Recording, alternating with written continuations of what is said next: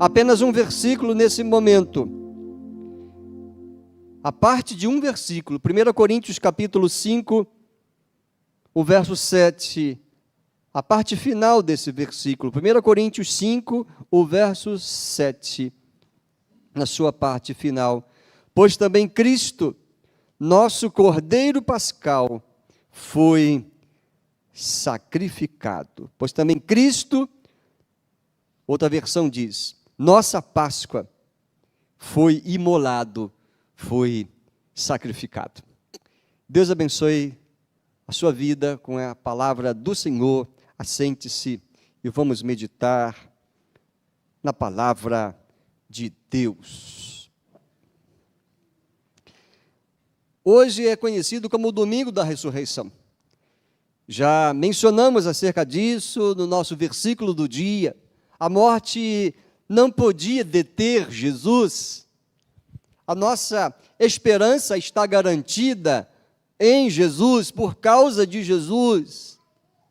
E é maravilhoso estarmos num dia de culto como esse aqui, lembramos do sofrimento de Jesus, lembramos da sua ressurreição, mas também temos que lembrar de que Ele é a vida eterna, e Ele voltará para buscar os que creram nele. A nossa fé se sustenta nisso. Estou chamando essa nossa mensagem de hoje, Jesus, nossa Páscoa. A gente precisa entender claramente o que seja a Páscoa. Esta festa já sofreu deturpações, tem desvios, tem abusos, mas o que podemos dizer? Ora, você sabe que a Páscoa é uma festividade judaico-cristã. Tem uma representatividade muito grande na obra de Deus em favor do povo de Israel, na sua libertação, e tenho plenamente a plena finalização do plano de Deus em Jesus, morto em nosso lugar, para nos dar vida. Eu sei que você sabe do sentido da Páscoa, mas nem todos sabem claramente. E eu quero discorrer um pouco nesse momento inicial, falando exatamente sobre a Páscoa, para depois aplicarmos e dizer que Jesus é a nossa Páscoa. O que significa isso para nós? Para os judeus era a festa mais importante. E não sem razão. Historicamente, se você olhar lá em Êxodo capítulo 12, ali começa a Páscoa. Em que contexto? O povo de Israel, uma grande nação, sem terra ainda, uma grande nação que está no Egito, escrava durante alguns séculos, viviam em gemidos, em sofrimentos, escravizada estava de uma família, na verdade, diante de um homem, Abraão, e com a promessa de Deus, Deus fez com que aquele homem e a sua descendência se transformassem em uma grande nação. Nação essa, que seria conhecida como o povo do Deus eterno. Esta nação teria a alegria de ter diretamente o governo de Deus, e Deus usaria essa nação para se revelar a todas as demais nações. Mas essa nação, que já agora então no Egito, cerca de 400 anos ou um pouco mais, é uma nação que está nas promessas de Deus e sofrendo tremendamente. Então, a Páscoa entra exatamente no curso da história do povo de Israel. A Páscoa foi inspirada por Deus. Deus mandou que se celebrasse a Páscoa. E aquele primeiro momento foi na ocasião da última das 10 pragas que Deus enviou sobre o Egito. A 10ª praga era a morte dos primogênitos, de todos os primogênitos no Egito, o que incluía até os animais. O anjo da morte passaria sobre o Egito, mas para que o anjo da morte não levasse também os primogênitos das famílias do povo de Israel, das famílias dos judeus, Deus disse, alguém terá que dar a vida pelos seus primogênitos, pelos primogênitos dos judeus.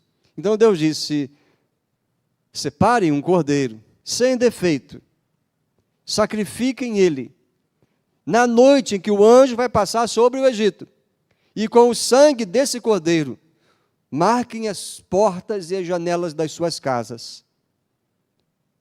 O anjo da morte vai passar por cima e não vai entrar na casa daqueles que são o povo de Deus. E eles obedeceram. E assim aconteceu.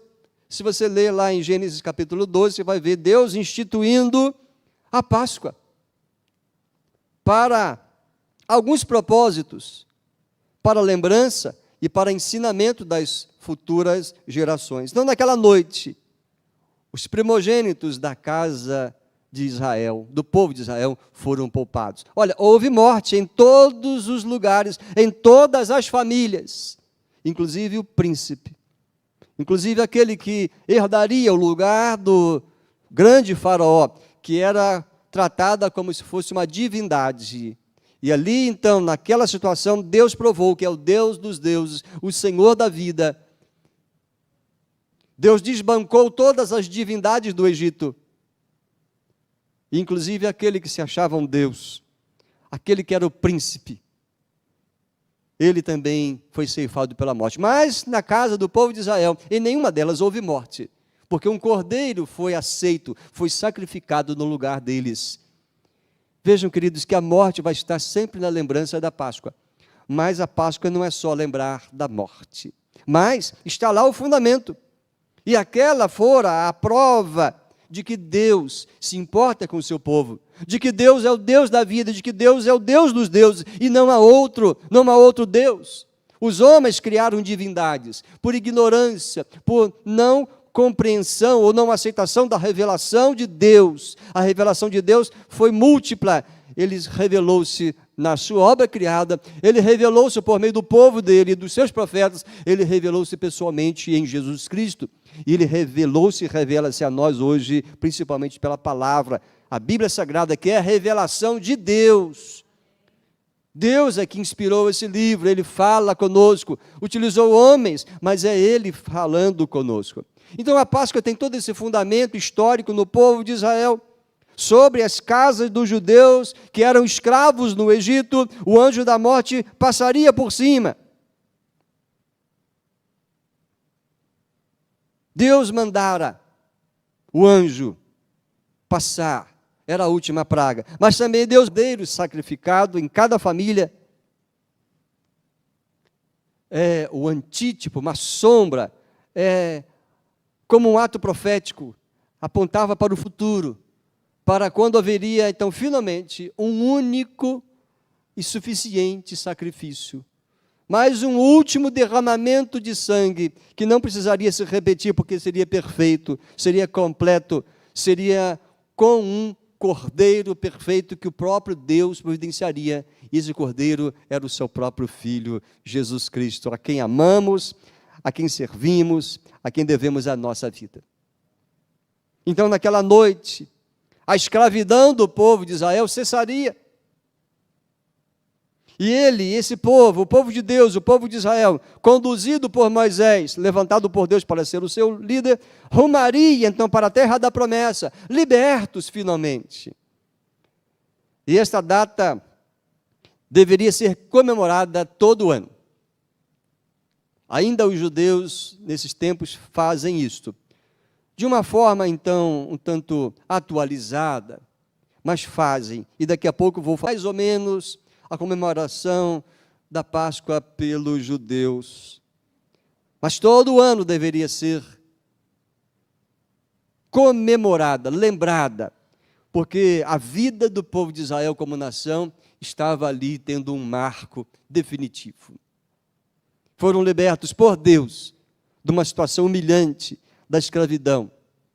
E o Senhor mostrou como Ele é amoroso, como Ele ama o seu povo e como Ele se importa com o nosso bem-estar, como Ele é o único que pode nos libertar daquilo que nos prende, daquilo que nos amarra.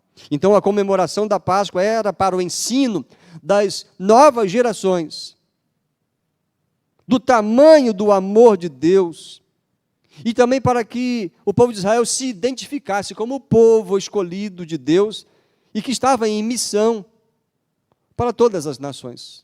Era como manter a identidade firme em toda aquela multidão que fora escravo um dia, mas Deus os libertara. Era, portanto, a mais importante das festas anuais que os judeus comemoravam. Aí chegamos no Novo Testamento e vemos Jesus. Jesus já se despedindo do mundo, indo para Jerusalém e também indo à cruz. O que ele faz? Exatamente nesse ambiente de celebração da Páscoa, aquela importantíssima festa dos judeus, o que Jesus faz? Isso está registrado nos Evangelhos, Mateus 26, Marcos 14, Lucas 22, está lá o registro. Quando os apóstolos perguntam, mestre, onde o senhor quer que preparemos a Páscoa? E Jesus deu a direção, a orientação, vão achar alguém que está carregando uma vasilha de água, sigam, e quando chegar lá pergunta, o mestre manda perguntar onde ele vai comer a última Páscoa. Então, tudo estava já combinado. E ali, então, os discípulos preparam tudo como os judeus faziam. Detalhes com detalhes, que vão trazer à lembrança a história da libertação do povo de Israel, uma identidade maravilhosa. E ali, no ambiente da Páscoa, quando Jesus então vai comer a Páscoa, como um judeu humanamente falando que era, ele come a última Páscoa e vai dizer, como eu desejei comer essa última refeição com vocês, essa última Páscoa. E ali, naquele ambiente, ele então institui a ceia do Senhor. Ele se coloca como o próprio Cordeiro de Deus que tira o pecado do mundo e que vai provar isso, permitindo-se ser crucificado. Horas depois. E aí, não há mais necessidade de novos sacrifícios, porque o sangue de Jesus nos purifica de todo pecado. E Jesus é o Cordeiro perfeito, é o Cordeiro de Deus, separado para aquele momento. Talvez você já tenha lido, visto algum vídeo, algum filme, ou lido o texto essa semana, que exatamente narra isso. Todos os anos, nessa época, passamos por algum texto bíblico que lembra isto. Às vezes, quando é oportuno fazer, celebramos até a ceia do Senhor. Hoje não vamos fazer, há um grande esvaziamento, esperando isso. Achei que fosse mais significativo celebrar a ceia na data já pré-marcada. Mas é maravilhoso voltar a estes textos. Então, nessa ocasião da Páscoa, celebração da Páscoa em Jerusalém, exatamente quando se preparava o cordeiro e se preparava tudo para apresentar em sacrifício a Deus, ali Jesus, exatamente, não coincidentemente, mas propositalmente, Jesus ali está, ele celebra a Páscoa com os seus discípulos e institui a ceia do Senhor, porque agora o novo povo vai surgir, a igreja dele.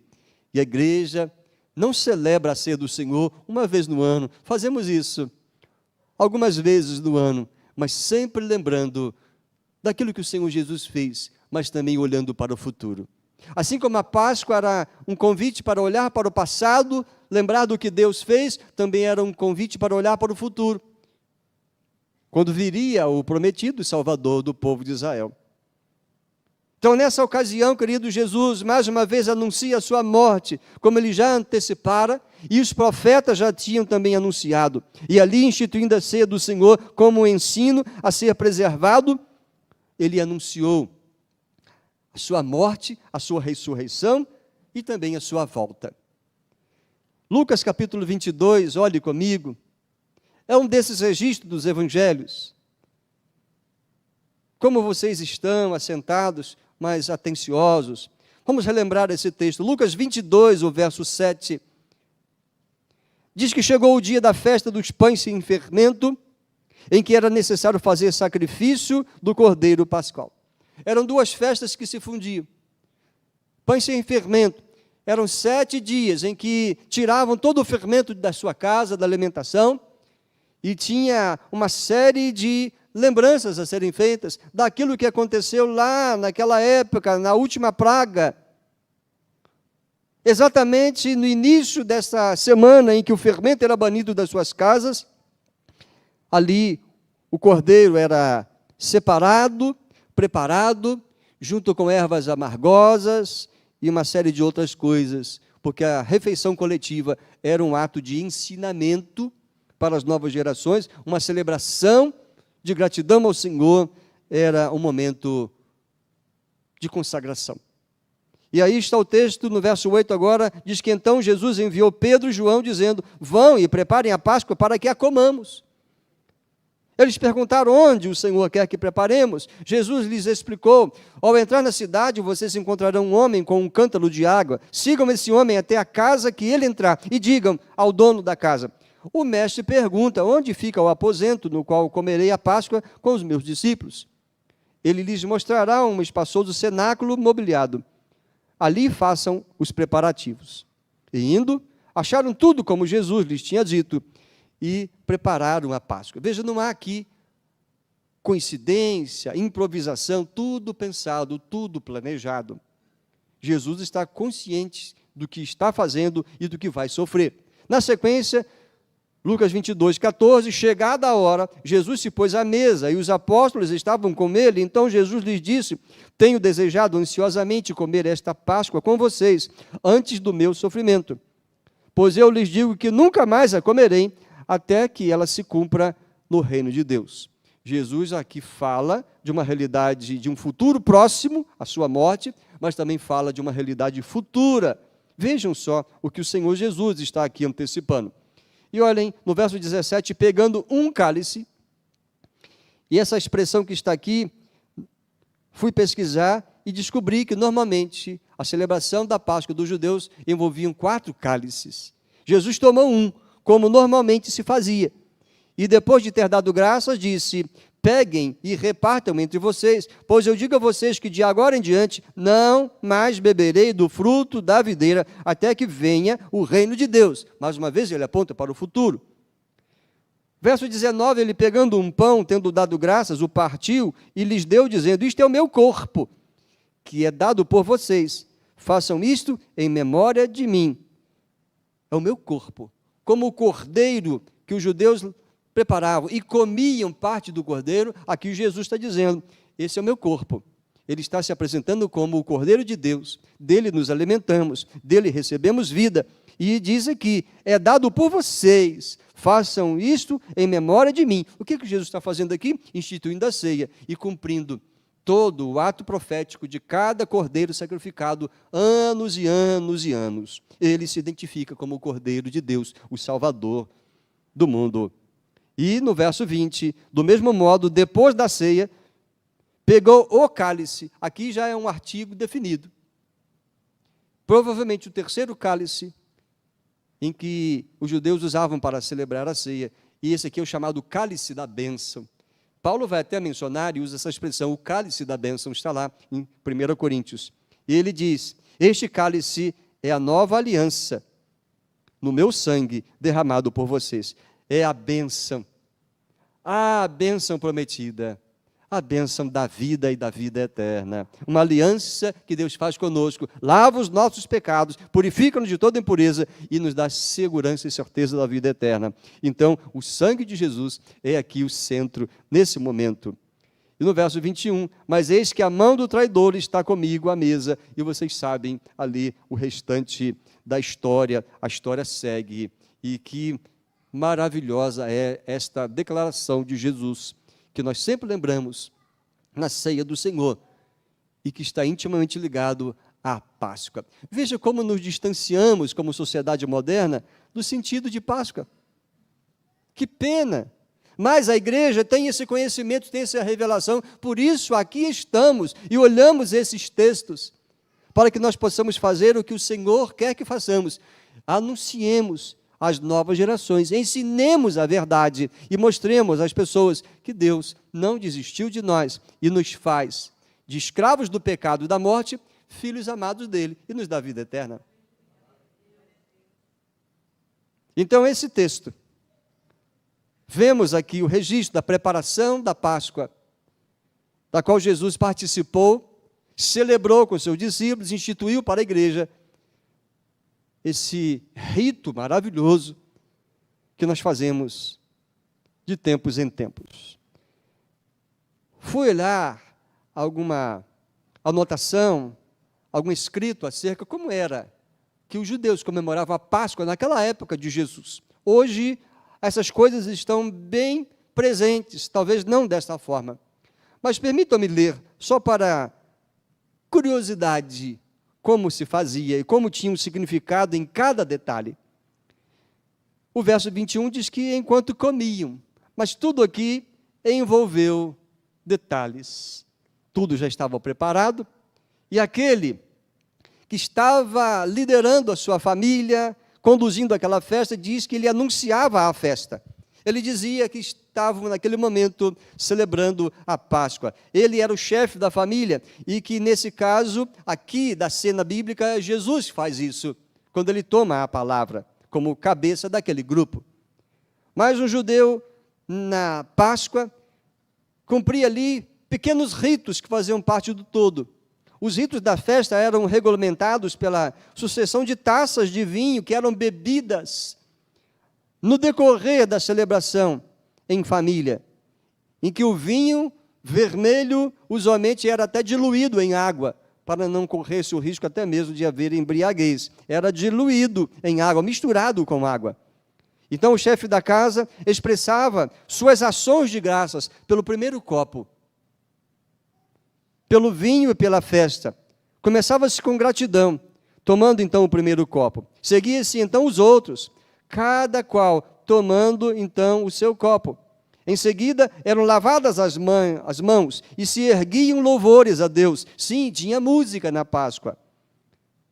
Tal lavagem pode ter sugerido, inclusive, Jesus, lavando os pés dos seus discípulos.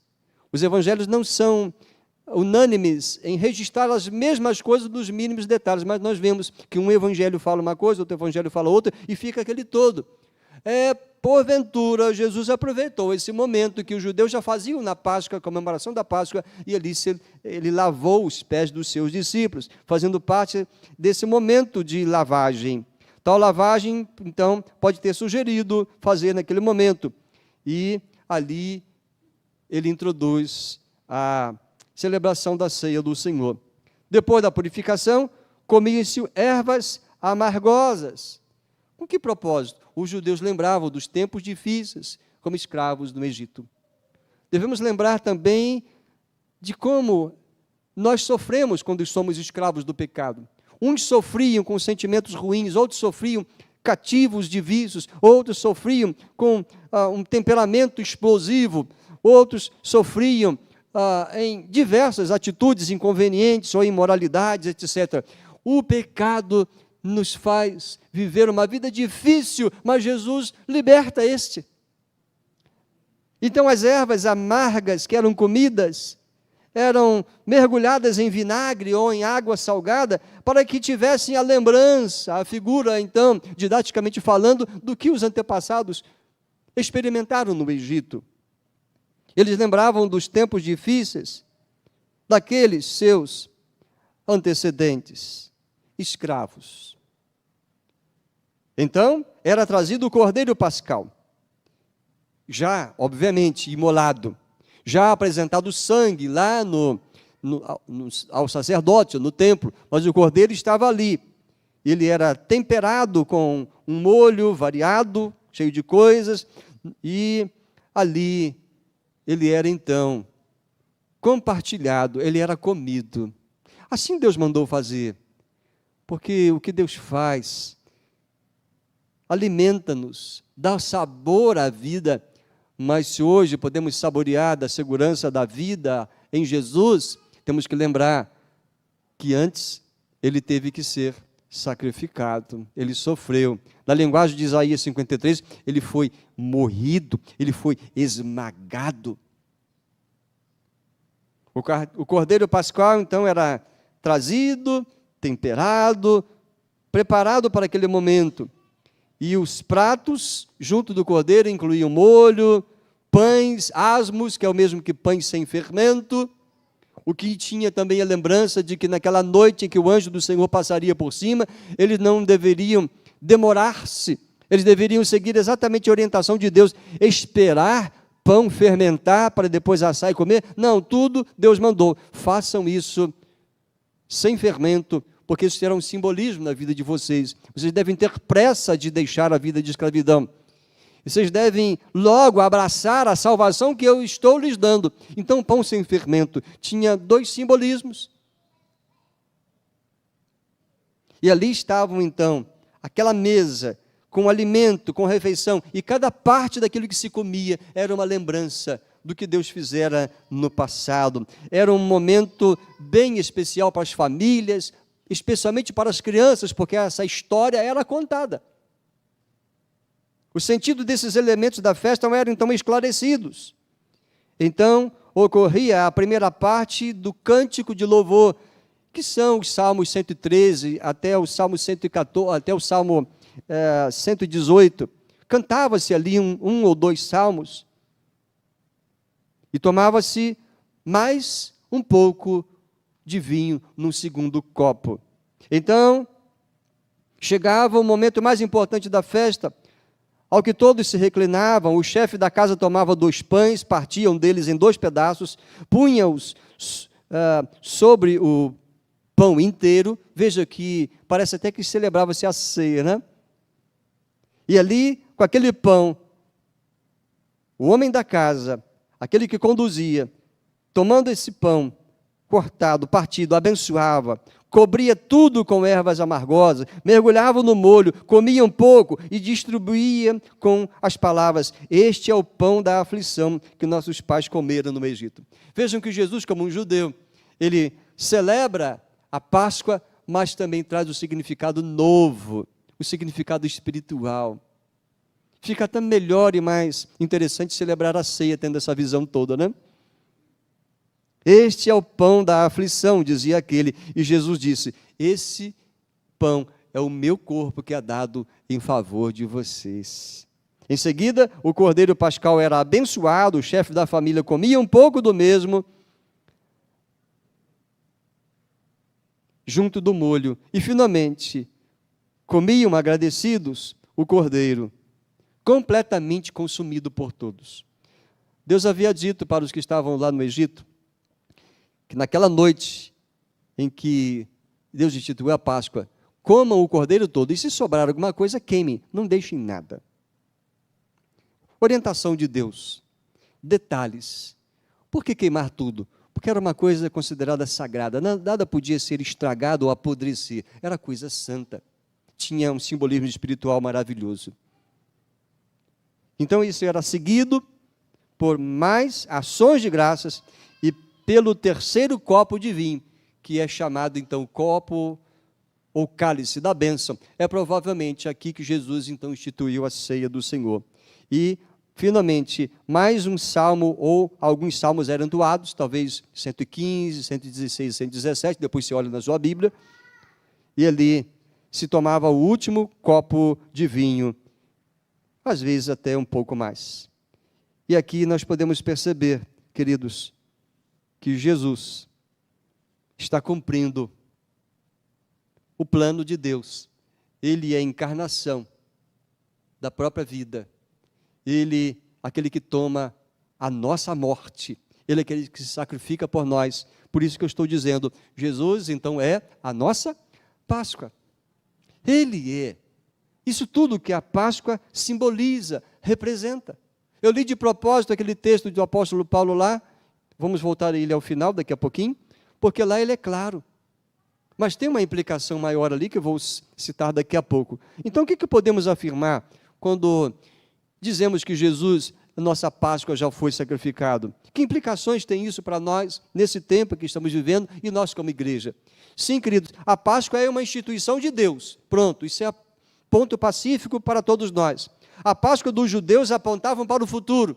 Já vimos isso aqui, quando viria o perfeito Cordeiro de Deus, que tiraria o pecado do mundo. Isso é suficiente para afirmarmos, então, que Jesus é a nossa verdadeira Páscoa. A Páscoa nos faz dirigir os olhos para o passado, mas também para o futuro, como os judeus faziam. Podemos dizer, então, de forma bem objetiva, para a aplicação desses textos à nossa vida. Primeiro, a Páscoa é a ocasião para relembrar. Você reuniu a sua família nesses dias, talvez na sexta-feira, ontem, hoje, mas ali vocês relembraram o ato salvífico de Deus, vocês relembraram a morte de Jesus, fizeram isso com gratidão, lembraram-se do sofrimento de Jesus, da humilhação dele, Sim, queridos, Páscoa é a ocasião apropriada para relembrar. Deus se compadeceu. Temos que lembrar que somos pecadores e merecemos estar distante de Deus, mas Deus se compadeceu de nós e viu-nos escravos, sem esperança, sem segurança, cativos. Ele se interessou pela nossa dor. Deus ouviu os clamores, tanto daqueles que sofriam como escravos no Egito. Ele ouviu os gemidos da vida de escravidão sob o pecado e a sombra da morte. Deus ouviu os clamores da humanidade. Ouviu você. Deus agiu poderosamente, como foi lá na última das pragas. Deus agiu poderosamente, enviando Jesus até nós. Somos criação de Deus, e mesmo pecadores, Ele não deixou de se importar conosco, e nos deu o seu amor. Ele nos amou. A Páscoa é a ocasião para nós relembrarmos que Deus é amor, e nos ama, e nós precisamos lembrar disso sempre, sempre, sempre. Mas a Páscoa também é a ocasião para agradecer. Naqueles momentos em que o judeu, como descrito no texto que eu li, aquilo que se fazia ali, cantava-se salmo, adorava-se ao Senhor, estava-se ali em alguns momentos agradecendo, sem reconhecimento de mérito algum. Deus fez o que fez em Cristo Jesus, então nós temos que ir muito agradecer. Não foi mérito, não foi porque Deus olhou, olha, uma geração nova, tão temente a mim, tão bondosa, tão dedicada à moral, à pureza. Não foi mérito nosso, não havia condição alguma de nós atrairmos o olhar amoroso de Deus. Da nossa parte, não. Ele olhou para nós com amor, não fomos nós que conquistamos o amor dele. Sim, a Páscoa é uma excelente ocasião para agradecermos, porque houve um grande livramento. Os judeus celebravam a Páscoa, lembrando como Deus nos livrou, que seria de nós hoje, se Deus não interviesse, se Deus não agisse, se Deus não enviasse Moisés, se Ele não instituísse uma forma de nós sermos cobertos com o sangue, e o sangue do Cordeiro, foi Deus que mandou fazer. Deus proveu grande livramento para mim e para você.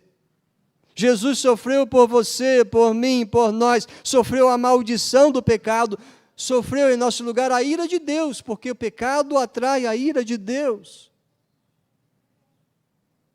Para nossa recordação, um texto que eu já citei, mas deixe-me citar um pouquinho mais dele, é Isaías 53. Li esse texto essa semana, fazendo comparação de versões. É umas versões que demonstram, assim, de uma forma muito mais clara e intensa, o que foi, de fato, Jesus ser sacrificado por nós. Veja Isaías 53, o verso 5. Mas ele foi traspassado por causa das nossas transgressões. Queridos, traspassado. Talvez você já tenha tido a tristeza de ter sido o seu dedo furado, uma agulha, né? Uma farpa. A gente já sente uma dor intensa, uma coisinha pequena, não é verdade? Meu pai uma vez sofreu um acidente seríssimo, sua mão foi vazada de um lado ao outro, porque estava mexendo com um vergalhão no fundo de um poço, aquele vergalhão soltou-se, e ele foi lá, de alguma forma, amparar, não sei o que aconteceu, ele estava lá no fundo, e o vergalhão vazou a sua mão. Foi uma coisa terrível, uma dor lancinante. Tivemos que correr com ele. Ele ficou muitos dias com aquela mão enfaixada e sofrendo dores. O texto aqui está dizendo que Jesus foi traspassado. Foram as suas duas mãos, foram os seus dois pés, e depois teve o seu lado. Ele já estava sem vida, mas foi traspassado. Mas antes foi o seu coração, foi a ingratidão, foi a acusação, foram as blasfêmias lançadas contra ele. Ele foi traspassado física e emocionalmente pelas nossas transgressões, esmagado por causa das nossas iniquidades. Olha o verbo que aparece no versículo 5, esmagado. Já imaginou o que é isso? Você já teve o seu dedinho esmagado em algum momento, prendeu na porta do carro, na porta de casa, Que coisa dolorosa, que coisa terrível. Jesus foi esmagado no sentido total, pleno, por causa das nossas iniquidades, o texto esclarece. Sabe o que é iniquidade? É aquele pecado que você comete 1, 2, 3 vezes, você acostuma com o pecado, é o pecado que você faz conscientemente, repetidamente. Isso é rebeldia contra Deus, isso ofende a Deus. E foi por causa desse tipo de atitude da humanidade que Deus enviou o seu Filho, e ele foi esmagado por causa das nossas perversidades e ofensas contra Deus. E diz ainda, o castigo que nos traz a paz estava sobre ele, e pelas suas feridas fomos sarados. Isso aqui é bem representativo do Cordeiro, não é verdade? Isso aqui é bem expressivo daquilo que Jesus experimentou naquela cruz. Então, por isso que estamos dizendo que a Páscoa é a ocasião para nós agradecermos. A morte já não vai escravizar mais você. Mas você que está dizendo, pastor, não vou morrer? Vai morrer fisicamente, certamente. A não ser que o Senhor Jesus volte, como Ele prometeu, e nós estivemos ainda nesse corpo. Mas o que a morte vai fazer com você se você crê em Cristo Jesus? Talvez ela vai dizer, deixa eu personificar a morte, e dizer, ó, chegou o seu dia, vem. Mas o que ela vai ter que fazer? Vem, eu vou levar. Você... Estou vendo a marca do Filho de Deus, de Jesus em você. Você está com o seu sangue, você tem o selo de que é a propriedade dele, o Espírito Santo está em você. Então eu só posso fazer uma coisa com você: tirar você desse mundo e desse corpo e levar você, entregar você para o seu Senhor. A morte foi vencida por Jesus. E você, crendo nele, você não vai ser escravo da morte, não vai ter medo da morte. E também o pecado não será mais o nosso Senhor. Não vamos fazer as coisas que desagradam a Deus, não vamos andar na contramão de Deus. O pecado não será o nosso Senhor, mas Jesus será sempre o nosso Senhor. E o maligno não nos levará em correntes, presos a imoralidades, a rebeldias. O maligno perderá o domínio, o governo sobre aquele que crê em Cristo Jesus. Por isso, queridos, que Páscoa é uma ocasião para nós agradecermos. Você já pensou nisso? Sexta-feira? Ontem? Hoje? Ainda há tempo. E que você lembre, quando você for celebrar a Páscoa, todo ano, quem sabe com a sua família, faça isso com sua família. Sim, há famílias. A minha família é pequena, nós não temos essa prática, mas há famílias que se reúnem, os pais, os filhos, os netos, os agregados, tem uma refeição coletiva. Olha que momento oportuno para se anunciar o Evangelho, para agradecer, para olhar para o passado e trazer agora um sentido bem apropriado. O que estamos fazendo aqui agora? Deus nos permite estar juntos. E Ele quer que estejamos juntos para todos sempre. Então agradeça, porque Jesus é a nossa Páscoa, e isso implica tanto o sofrimento dele, mas da nossa parte, só coisas boas, né? Mas eu quero terminar dizendo que a Páscoa é a ocasião para consagrar. Consagrar. Jesus já fez isso. Jesus já consagrou-se, já se deu em sacrifício por nós. É o que vimos lá no texto do Evangelho de Lucas, capítulo 22. No verso 19, Jesus falou, isto é o meu corpo, que é dado por vocês. Jesus está dizendo que Ele deu-se em sacrifício. Ele separou a si próprio, o seu corpo, por nós. Ele consagrou-se para cumprir o plano da salvação, o plano da redenção. No verso 19 ele diz, meu corpo é este, que está representado neste pão, é dado por vocês. Jesus então traz o significado pleno daquilo que era a comemoração da Páscoa dos judeus. Agora ele dá um significado pleno, dizendo, agora não é necessidade de mais sacrifícios ou derramamento de sangue, porque eu farei isso por vocês. Sim, e no verso 20 ele diz, esse cálice é o meu sangue. Há uma nova aliança que o Pai faz. Aqueles que creem em mim, aqueles que bebem o meu sangue, no sentido espiritual, simbólico, esses têm vida em mim e vida eterna. Mas eu faço isso, eu derramo o meu sangue por vocês. Por isso que eu estou dizendo que a Páscoa é uma ocasião para nós consagrarmos ou reconsagrarmos a nossa vida, no exemplo que Jesus fez. E aí, eu vou àquele texto inicial, 1 Coríntios 5, verso 7. Nesse capítulo, em que nós lemos lá no início, pois também Cristo, nosso Cordeiro Pascal, foi sacrificado. Vejam que essa parte dessa frase diz, pois também, significando que Paulo está fazendo menção de coisas que ele havia dito anteriormente. E o que Paulo fala em 1 Coríntios capítulo 5? Do pecado na igreja de Corinto. Havia um pecado terrível ali, um escândalo, um pecado moral, havia uma imoralidade sexual escandalosa. Ele diz isso nos primeiros versículos do capítulo 15. Um homem que possuía a esposa do seu próprio pai, alguém da igreja de Corinto. E Paulo está dizendo, mas vocês não resolveram isso? Vocês estão tratando o pecado desta maneira? É assim que vocês vão tratar a igreja de Jesus? Ele dá uma bronca, ele está ali repreendendo aquilo, e ele não fala apenas desse pecado que é realmente um terrível, mas ele fala de, olha, vocês estão se associando com gente que se diz ser de Deus, mas vive uma vida de imoralidade, vocês estão tolerando isso, vocês estão vivendo em murmurações, em carnalidades, em divisões, vocês estão esquecendo do sacrifício de Jesus? Olha, o Cordeiro Pascal já foi imolado por nós. Jesus já se sacrificou para nos livrar dos nossos pecados. Agora vocês vão ficar tolerando pecados em suas vidas? Veja que é muito apropriado a maneira como Paulo fala de Jesus como nosso Cordeiro Pascal. Ele está falando aqui que nós precisamos aprender a consagrar a nossa vida e nos esforçarmos com o poder dele de viver vida pura e santa.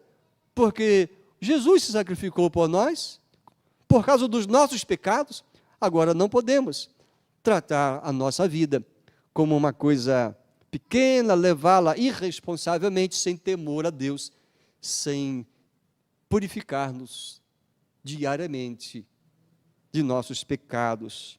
Sim, queridos, Paulo usou essa expressão, Cristo, nosso Cordeiro Pascal.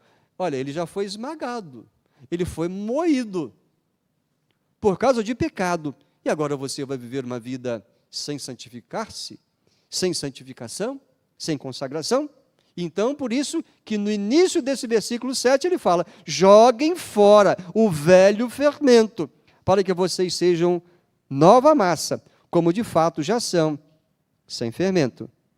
Pois também Cristo, nosso Cordeiro Pascal, já foi crucificado. Agora o entendimento fica melhor. Paulo está dizendo, fermento, aquilo que contamina, devem jogar fora, por causa de Cristo, por causa da pureza de Cristo, da pureza do sangue de Cristo, por causa do seu sacrifício. Então, eis o recado final para nós.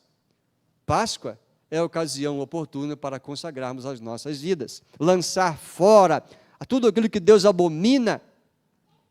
No verso 9 e os 2 seguintes, Paulo fala, na outra carta, eu já escrevi a vocês que não se associassem com os impuros. Refiro-me com isso, não propriamente os impuros do mundo. Senão seria necessário sair do mundo, né? Ele fala isso em outro momento.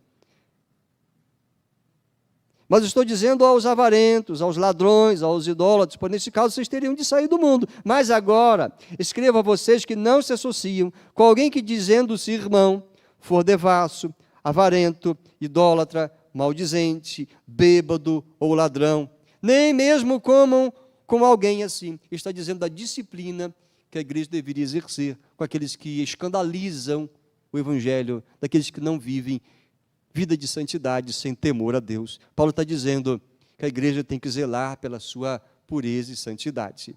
A disciplina é necessária, mas por amor a Cristo.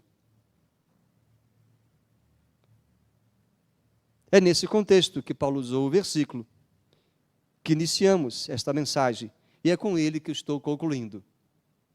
Ao lembrarmos então da Páscoa, façamos dela uma oportuna ocasião para relembrar de onde o Senhor nos tirou, para agradecer o sacrifício perfeito e insubstituível de Jesus em nosso lugar. E, claro, ocasião para reconsagrar a nossa vida em santidade ao Senhor. Sim, consagrar a sua vida à pureza. Eu convido você a fazer isso. Lembre-se do que custou Jesus deixar-se pregar naquela cruz. Foi o meu pecado, foi o seu pecado. Consagre a sua vida. Purifique-se, purifique sua mente, o seu coração. Peça perdão ao Senhor daquilo que você sabe que precisa deixar, abandonar. Sim, queridos, é o que se espera daqueles que creem em Cristo Jesus e que fizeram aliança com Ele. Que façam assim, por amor a Ele, por honra a Ele. Consagre a sua vida a uma vida de pureza. Afinal, o que nos impedia da comunhão com Deus, que era o pecado, Jesus levou até a cruz, no nosso lugar, para que pudéssemos viver para Deus e viver com Deus. O texto lá de Lucas 22, Jesus falou: desejei muito comer, até que eu comerei, ou beberei esse cálice novo. Jesus encerrou a sua história salvífica aqui, depois que ressuscitou, depois que foi assunto aos céus. Mas não, a história não está encerrada totalmente. Haverá um momento, nós podemos desfrutar de um antigozo da futura celebração, da futura festa messiânica, da futura boda, ou é melhor colocar no plural assim, a língua portuguesa, das bodas messiânicas, quando a noiva, que é a igreja, se unirá eternamente com o noivo, que é Jesus, o nosso Salvador. Jesus disse: no futuro haverá algo maravilhoso que encerrará e marcará essa história de humanidade decaída. Ele fará tudo novo. Ele fez isso, prometeu isso, ele garante, porque ele venceu a morte, ressuscitou, e ele prometeu. Então, Páscoa, comemore. Jesus é a nossa Páscoa. Agradeça e santifique a sua vida para servir ao Senhor. Convido você a uma oração pessoal, silenciosa. Eu convido você a estar diante de Deus, agradecendo, quem sabe pedindo perdão de alguma coisa, mas também consagrando-se, dizendo: Senhor, eu quero viver a vida mais consagrada. Sim, Senhor, eu quero viver em maior pureza. Eu quero me livrar de tudo aquilo que me prende, que envergonha o nome do Senhor. Eu quero honrar ao Senhor e viver até disposto a sacrifício. Eis-me aqui para fazer a tua vontade. Apresente a sua oração. Talvez alguém que esteja ouvindo essa mensagem aqui ou nessa transmissão tenha entendido o quanto Jesus é necessário na vida. E se nunca fez a entrega da sua vida a Jesus, faça agora. Se nunca reconheceu a seriedade dos seus pecados, talvez não sejam tão escandalosos assim, mas quem não tem pecados, talvez nunca tenha entendido a seriedade disso, e hoje entendeu, possa dizer: Senhor Jesus, me perdoe por todos os meus pecados, até os que não me lembro. Eu quero te fazer Senhor da minha vida. E eu reconheço que o Senhor é o meu único Salvador, a quem Deus, o Pai, entregou. Foi por mim e por tantos outros. Mas a minha decisão é esta: vou seguir a Jesus, crendo que Ele é aquele que me salva. É o Cordeiro de Deus que me purifica de todo o pecado. Se você entende, quer fazer assim, numa oração ao Senhor, marque esta data, esta Páscoa do ano de 2025, iniciando a sua nova história com Jesus. Senhor, abençoe essa palavra no nosso coração. Abençoe aquele que, entendendo, faz a escolha de crer na Tua palavra, crer no Evangelho e receber Jesus como Salvador e Senhor. Guia e guarda essa vida e quebre todas as cadeias, toda a união espiritual, aliança espiritual feita no passado, quebra isso tudo e concede uma nova vida àquele que crê em Jesus. conforme a tua palavra. Agradecemos ao Senhor por Jesus, nossa Páscoa, o sacrifício perfeito em nosso lugar. Obrigado. Eis a nossa vida para vivê-la em adoração e serviço ao Senhor, até que o Senhor Jesus nos arrebate para os céus. Abençoe cada família aqui, abençoe os que estão na transmissão e conduza-nos protegidos de todo o mal. É a nossa oração, em nome de Jesus. Amém, queridos?